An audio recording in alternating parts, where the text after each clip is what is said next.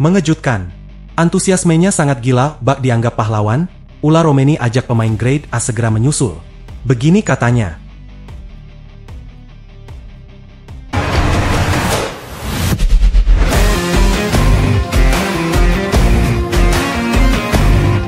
Setelah berhasil menaturalisasi Kevin Dick, PSSI kembali berhasil mendatangkan Ule Romeni yang saat pertandingan Indonesia versus Jepang tampak berada di Jakarta, dan tak lama kemudian muncul foto Pak Ketum bersama striker FC Utrecht tersebut yang menandakan proses naturalisasi Ula sudah mulai diproses. Namun menurut Menpora berkas Ula ini masih agak molor karena menunggu ACC dari Pak Prabowo selaku presiden.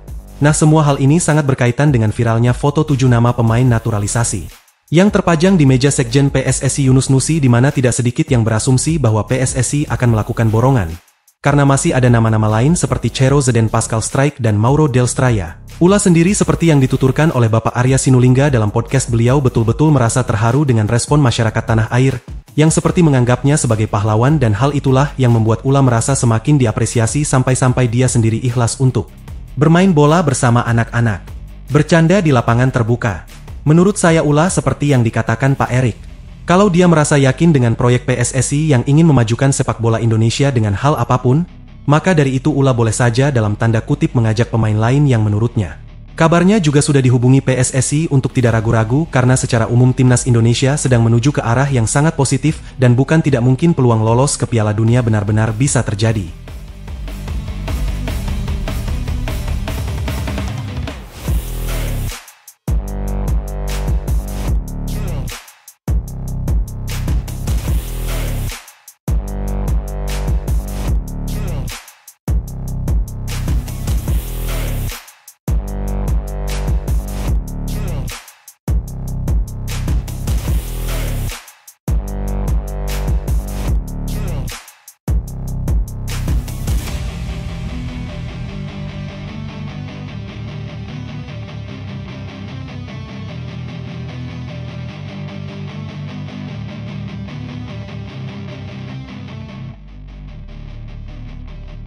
Harus diakui dengan bergabungnya pemain seperti Martin Tom Haye Jiitzes, Kelvin Verdong, Ragnar Oratmangun, Mees Hilgers dan Kevin Dix membuat citra timnas Indonesia semakin baik, yang artinya membuat lebih banyak pemain grade A semakin tambah yakin untuk bergabung dengan timnas setelah merasa tim ini diisi banyak pemain berkualitas.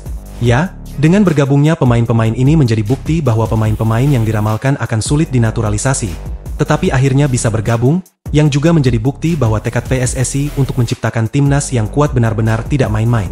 Ya, satu nama baru, seperti yang kita tahu, 99% sudah terpatri dalam diri Ule Romeni sendiri.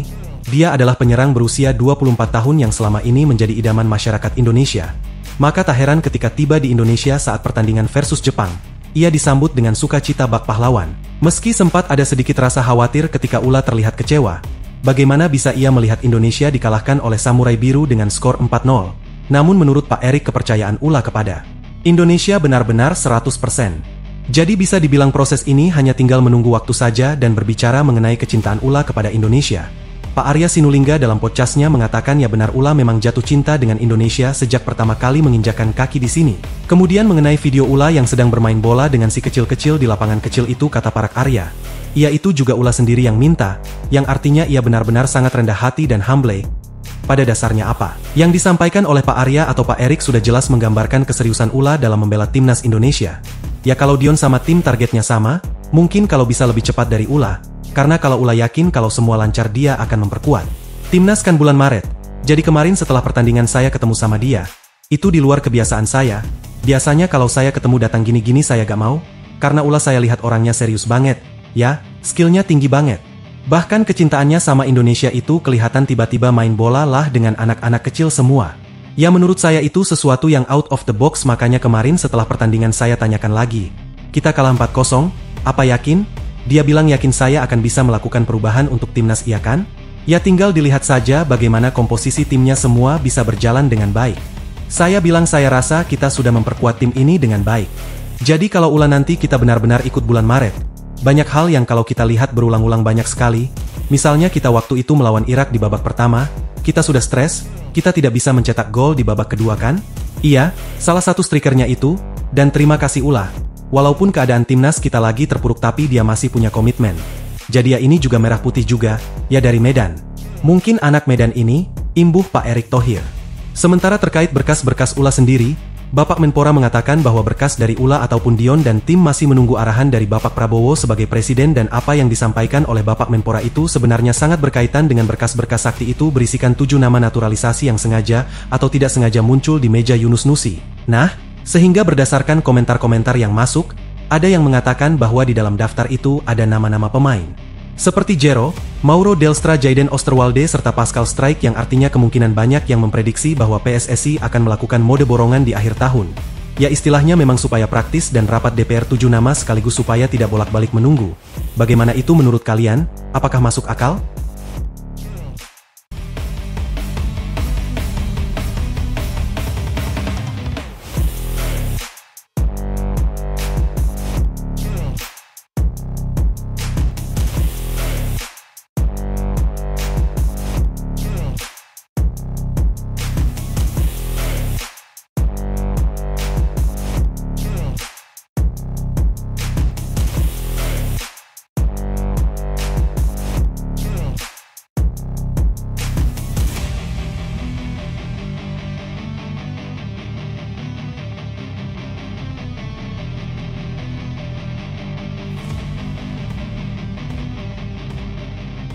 Walaupun sekali lagi itu hanya sekedar opini.